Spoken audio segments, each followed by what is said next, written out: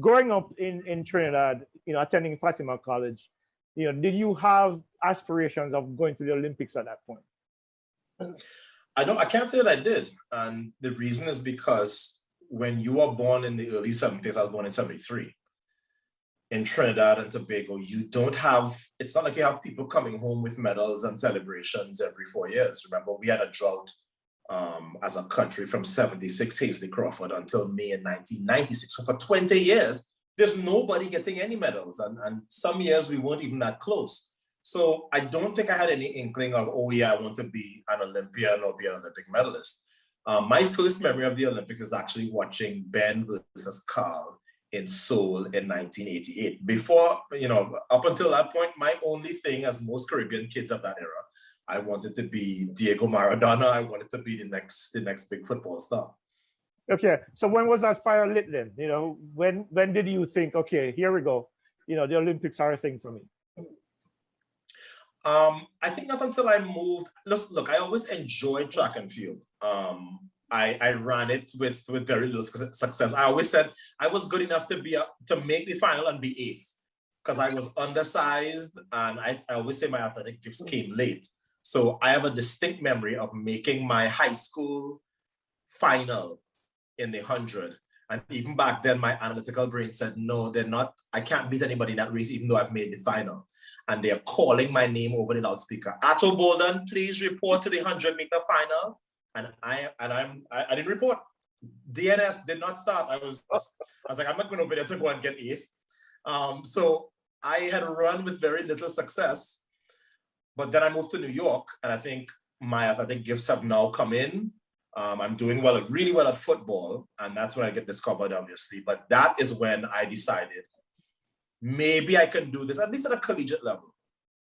The thing that convinced me that I wanted to do professional track and field is turning on the television one afternoon in the summer of 1991. That's right after I graduated high school, and seeing Mike Powell versus Carl Lewis in that long jump. And I was just transfixed, mesmerized, and I said, that is what I want to do. So it's funny that, the long jump is kind of what convinced me that, being at the Olympics was something to aspire to. And then by the next year, I was in Barcelona. Okay, and of course, as history would have it, here comes 1996. There are a couple of things about 96 that are really interesting. And I spoke to Donovan Bailey about it, and I wanted to get your view on it. Waking up that morning, you would have heard news that would have been worrying because there was a bombing the night before, and the news carried over into the next morning. And of course, the word was that the Olympics could possibly have been canceled because of that, because of the security threat and everything.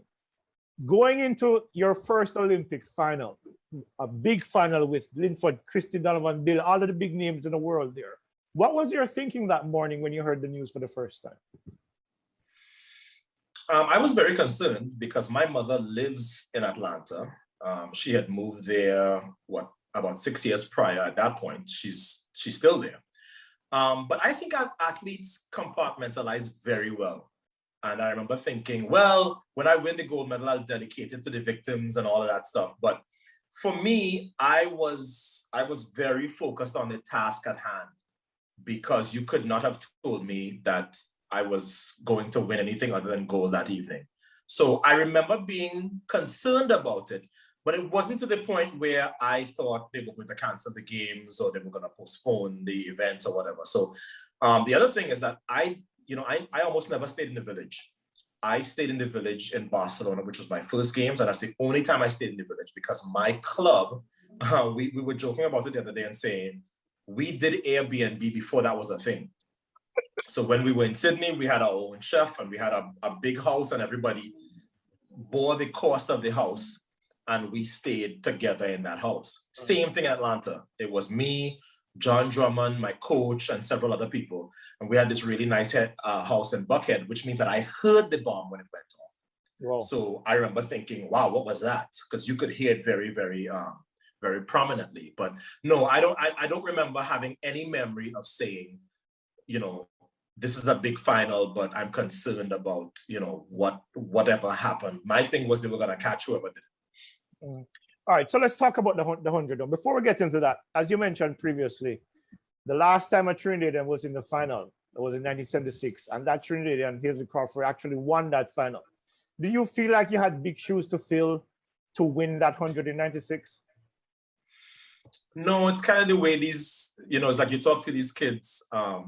I we actually had a friend of mine and I were talking about a conversation we're having by two very famous, very prominent current track and field athletes who were actually discussing the death of Marion Jones, because in their minds, they haven't seen her and they were confusing, I think, her with Flojo.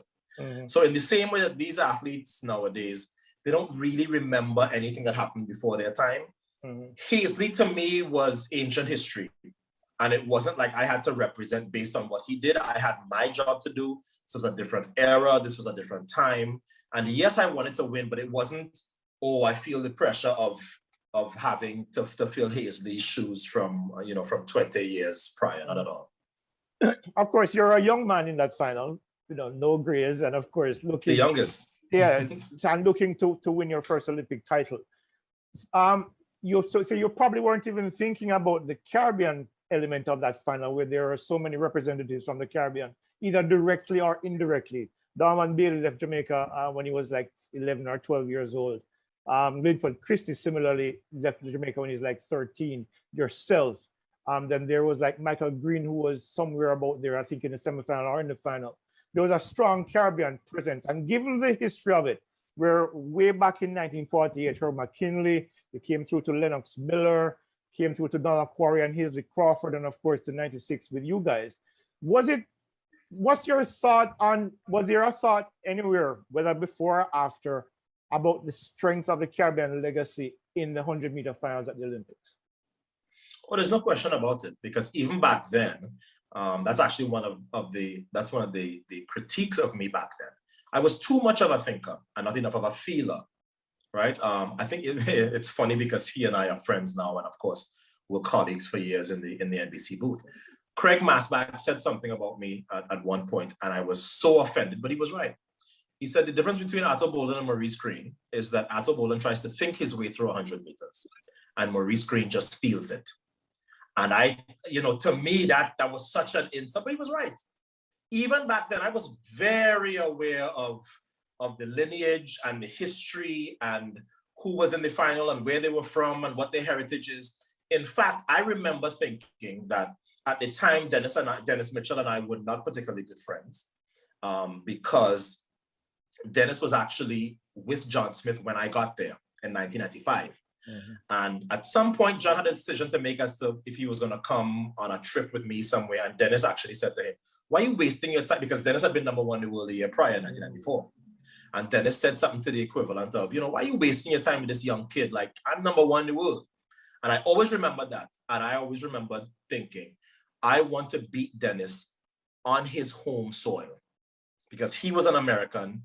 And to me, if we shut out the Americans on home soil, we have done our job. So even back then, that was a real thought for me, because not just because of Dennis, but because I had a sense of my sort of place in this battle we were going to fight.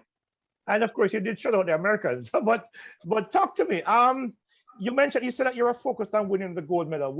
Looking back at it now, why didn't you win the gold medal that year? Because you were pretty quick that year. You were obviously among the fastest men in the world, but you were up against a solid field of more experienced campaigners, put it that way. Why do you think, when you look back at it, is it something that ever crossed your mind? Oh, I know why I lost. I'm an analyst and a coach now. I can tell you exactly why I lost. It is still the only race I would want to do over, because the Olympics is about executing on the day and about keeping your composure and your nerves when the screws tighten. And my relative inexperience prevented me from doing any of those. So I think if that race goes the first time, maybe there's a different outcome. I don't say that to insult Donovan or Frankie, because I never ran 984 in my career. I have a bunch of 986 into headwinds, but I never ran officially 984. But the reason why I say that, just from a personal standpoint, is when all of that stuff starts happening, if you go back and look at the full tape, I am the one that's losing my cool. And for what? What am I losing my cool for? Well, I'm losing my cool because one of the false starts was called against me. And I did not think that was a false start. I thought I hit that gun perfectly. So that was one frustration. The other frustration is Linford doesn't want to leave. And I'm like, yo, I had to go and get my gold medal, partner. Leave, hurry up. So, of course, my coach and my manager in the stands going, oh my gosh, what is he doing? He's blowing it. The other fatal mistake for me is that Dennis is next to me. And remember, I told you I had to beat Dennis. Dennis, when the actual gun actually releases us, gets a great start. And instead of going through my, at the time, 7 steps, it wasn't dry phase yet, we used to call it 7 steps. Instead of going through my 7 steps and being patient, my thought is catch Dennis. So I kind of throw away my game plan and I go after Dennis and I catch Dennis pretty quickly. So I lead the race 30, 40, 50, 60, but now you have to pay the price for throwing away your race pattern early and for running through all your energy early and for losing all of that composure. And I mean, I am punching the air and all that stuff when Linford gets thrown out because I'm like, it becomes me against whoever is holding up the race. And then, okay, so now the gold is gone because Donovan is coming. And then I get to the line and make another mistake. I turn to look. I saw that, yeah. And Frankie outlanes me. So if there was something that I could have done wrong in that race, I did it. And the price for not executing in the Olympics is you don't perform up to your level. And trust me, I use that race as an example for my own athletes and as an example in my own career, in my own coaching career. And I'll give you an example. Brianna Williams in that final at the World Under-20s, I used that 96 example. I said, Brianna, if I had kept my nerve and kept my composure, maybe they don't catch me. I said, and you have somebody who is going to be coming to get you in Twanisha Terry. If you don't keep your nerve and hold your composure, she will pass you. Don't be like me. Keep your composure. She held her composure. She went on to win. So it's a memorable race for me, good and bad, because I know what I did wrong and what I could have done better.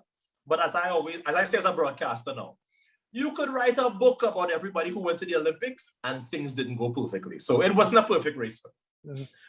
After the race, Donovan came over to you, put his hand on your shoulder and whispered something in your ear. That's a question that many people have been wondering. What did he say to you that year? What was it that he said? Are you willing to reveal it? He said, never forget where you're from. And I said to him, that's right. You never forget where you're from. And again, that goes back to your point about, we were very aware that it was us versus them, right? It was the Jamaican and the half Jamaican and the full Jamaican versus Dennis and versus Izinwa and versus Mike Marsh.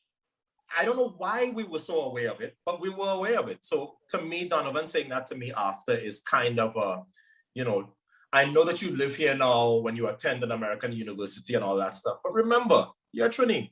And it was me sort of, echoing the sentiment back to him. You were involved in 2 world record races in those Olympic Games. So you have a very distinctive perspective of how these things unfold. The 200, what was the mindset going into the 200? Because I'm sure that you wanted to find some level of redemption for not getting that gold medal in the 100. What was the thinking? Of course, you had a imperious Michael Johnson lining up against, but give us a sense of what you were thinking going into the 200 and then tell us how the race unfolded from your eyes. Those 2 races could not have been more different in my mind. The 100, I had a legit shot to win. I threw it away. I was going into the 200 saying, look, I'm going to run the best I can, but Frankie and Michael were so much more experienced. Look, going into that Olympic final, I think I had broken 20 once, right? So it was not like I felt like, oh, I have a real chance to win. Obviously, you psych yourself up and you're going to go out there and fight and, oh, they're going to have to come get me and all that stuff. But I knew very well this was a much tougher task. Not just with Michael, but really with Frankie. Remember, the only race in 1996 at 200 meters that Frankie lost to Michael Johnson was that race. That final. He beat him before the games. He beat him after the game. So I was really concerned about how good Frankie had looked. I don't know that I went to that race thinking, oh, well, I only got bronze in the 100, so here's a chance of redemption. But there's a funny story. I'll give you the brief version of it. There is a psychic in Trinidad. Her name is Yesenia Gonzalez. I think she's from Venezuela. And she had predicted, they had asked her to do a reading about the 100. And she said, literally, I see trouble at the start for Ato. So of course, when all the drama happened at the start, people went, oh my gosh, this lady knows what she's talking about. So now fast forward to the 200, they ask her to do another reading. And she goes, yeah, I see glory for Ato in the 200. So that, of course, this is before social media and all that stuff. So it comes back to me. I don't know who told me. So listen, this lady, she had the 100 right. She saw the trouble at the start before it happened. It's never happened before in Olympic history. And now she's saying she sees glory for you. So I go in, I mean, I'm not really leaning on that for my confidence, but at the same time, it's in the back of my mind. I'm in lane 6, the gun goes off, and I ran a really good turn. It's actually one of the, everybody in that race ran the best turn they'd ever run. Michael ran, I think, 10-12 on the turn. I think Frankie ran 10-14, I ran 10-16. All the best turns we'd run up to that point. For the first 90 and 9,500 meters of the race, nobody's caught me. So I'm like, oh, this might be the night. And in that instant, I think about the psychic. This is literally 105 meters in the race. The psychic, she said it. And then reality sets in because I see Michael is there and now Frankie is there and he starts to pull away and he's not coming back. Look, I can, as painful as it is for me to watch the 100, I can watch that 200 all day because I look at that race and I go, I was not running any faster that night than I did in Atlanta. Wow. 19.80, I think my PR at the time was like 1985. It was a personal best. It was at the end of, remember, that was 8 rounds back then, not 6 like now. 4 rounds of the 100, 4 rounds of the 200. And we had, I think the semi and the final were on the same day, if I'm not mistaken, which benefited Michael. He's a quarter miler. So I have very fond memories of that race because I look back and I go, look, I ran 1980 that night. My PR at the end of my career was 1977. So I only ran one time the year after faster than I did that night. It was a fun race. I got to, I got a front row seat to the world record. And I don't have any regrets about it. All my regrets are in the 100. The 200, I'm like, those are 2 older, more experienced guys who, I mean, I was the 3rd seed and I finished 3rd. No, and you can't complain if when a man runs 19.32 and second place gets 19.68, you cannot really have to say, okay, fine. And I never ran 1967 and I never ran 1931. So it's not like, oh, I missed out. Yeah, cool. So let's skip ahead 4 years to Sydney, where you end up with a silver medal this time in the 100. Comparatively speaking, are you more satisfied with the silver than being in 2 world record races the 4 years before, or was the silver more satisfying for you than the 2 bronze in 96? I don't think anybody who has silver and bronze sort of measures them like that. At the end of the day, you didn't get the gold.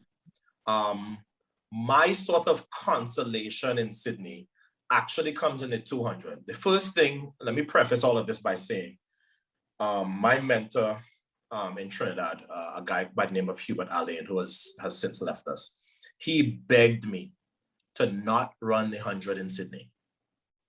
He said, Ato, Michael Johnson is out, Maurice Green is out, and quite frankly, that's a field you can beat.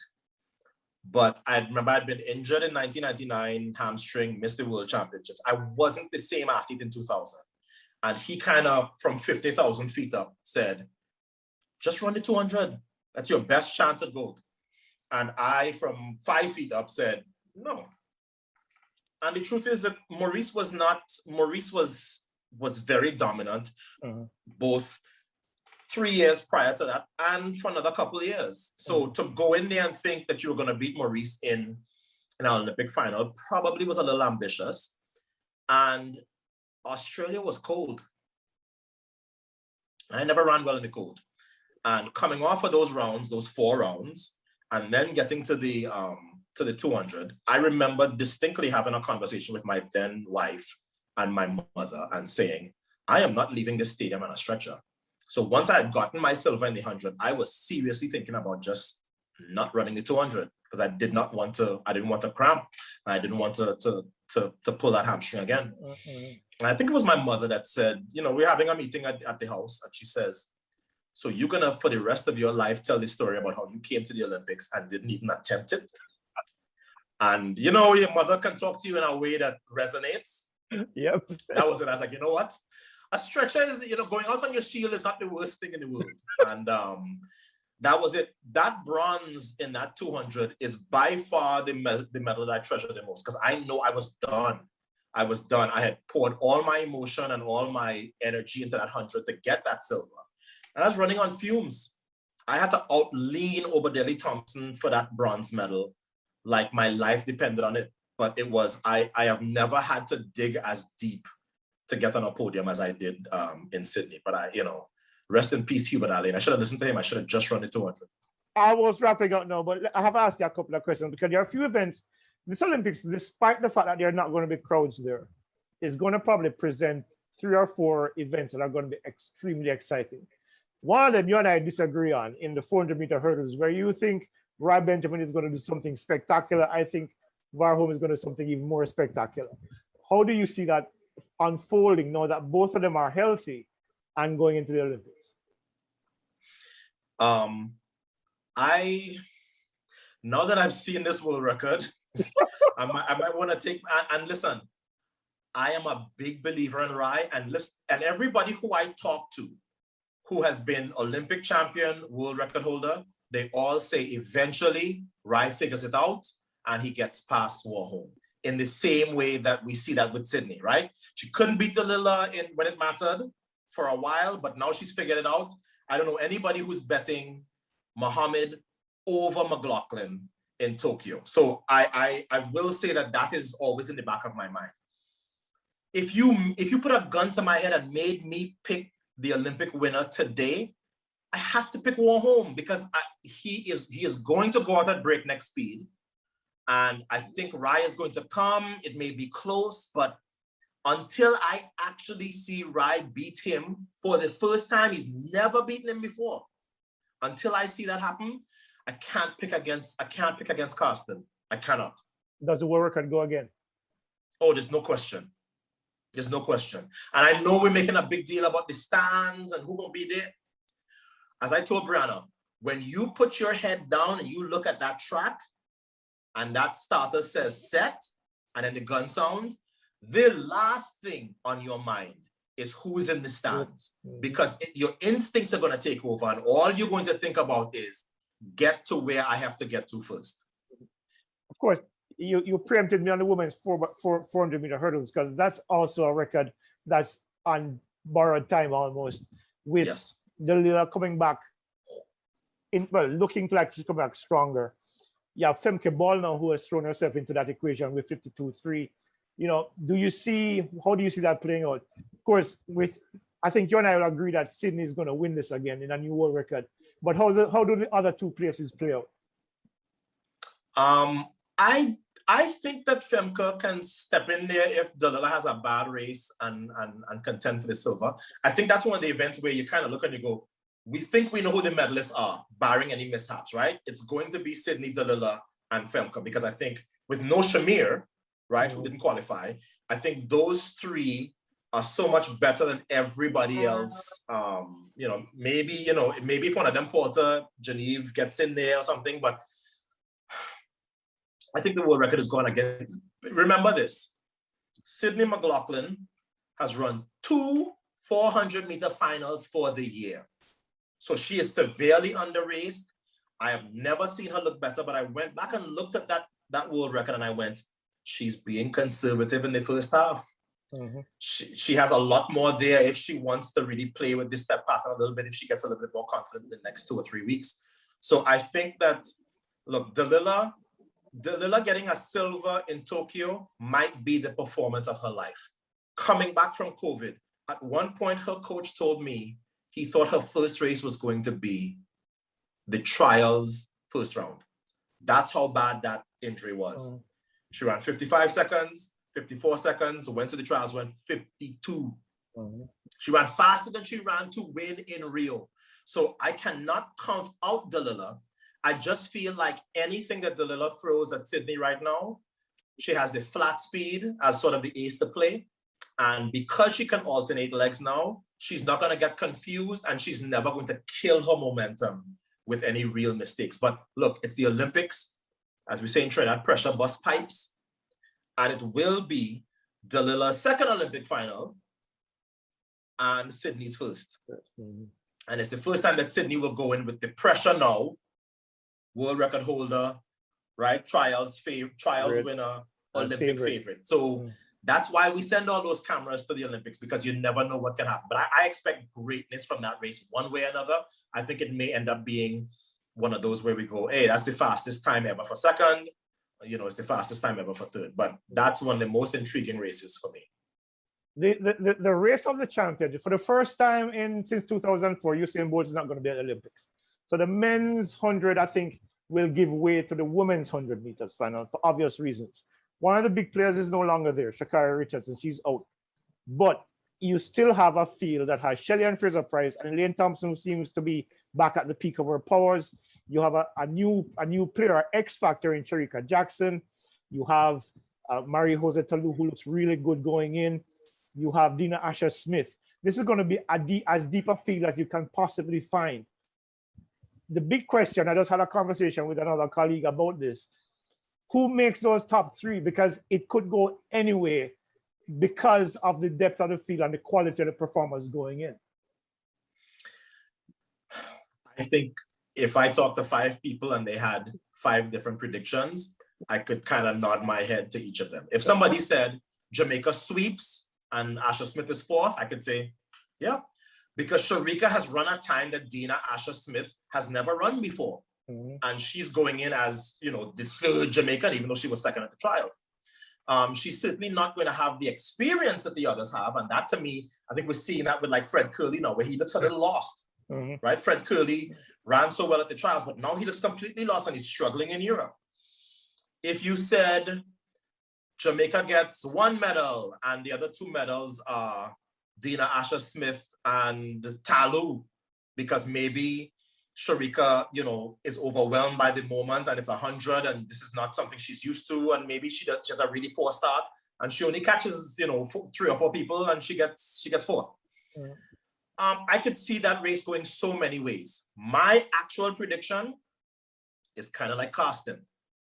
Until somebody beats a healthy Shelly-Ann Fraser-Pryce at the moment of truth in a race that's the biggest race of the year, I have to pick Shelly-Ann.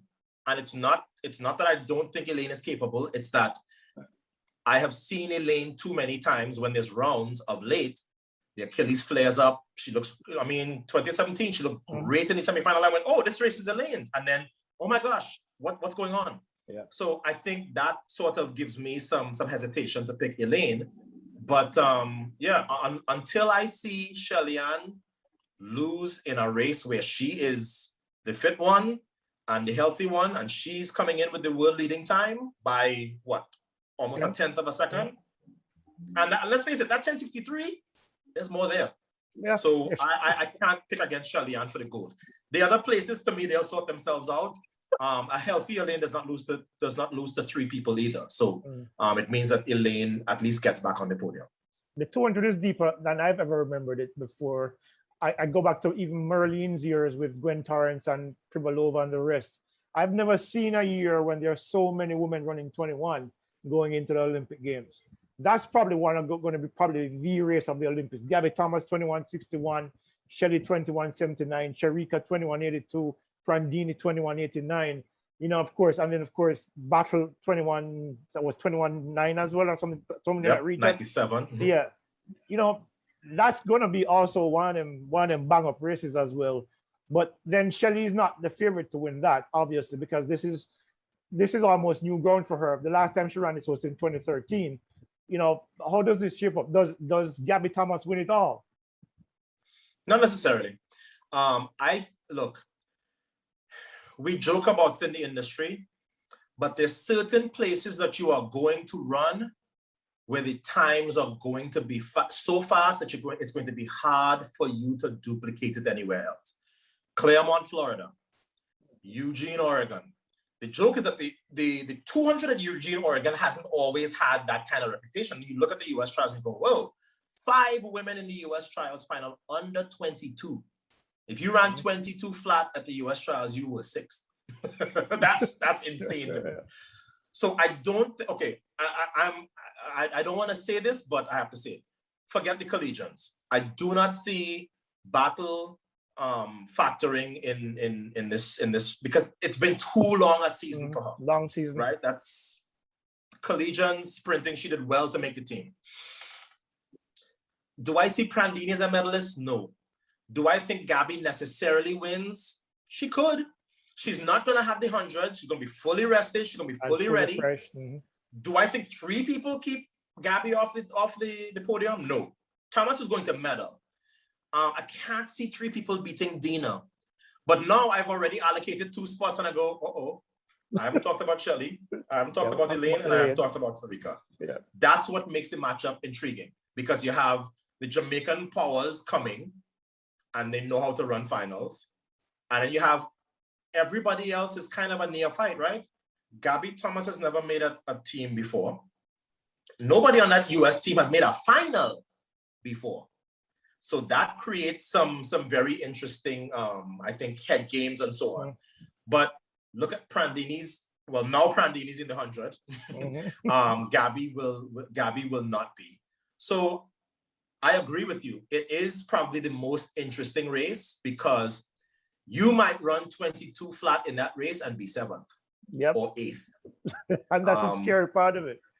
It's ridiculous. Right, but good luck trying to predict that race, because and I disagree with you.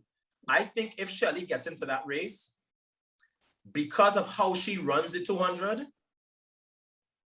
3 people don't beat her, because she is going to kill the turn, come off, and for at least 150, she's going to be hard to catch. Now, you may catch her in the last 50 as she starts to decelerate or whatever, but do 3 people catch Shelly Ann? I ain't betting my house on that. So, again, it could be 5 different outcomes, but we are guaranteed a very good race. I just hope, honestly, that the conditions are good. And obviously not the stands. I mean, let's have a nice tailwind, right? Give me like a 1.7, right? That kind of way, because I think it could be a race for the ages.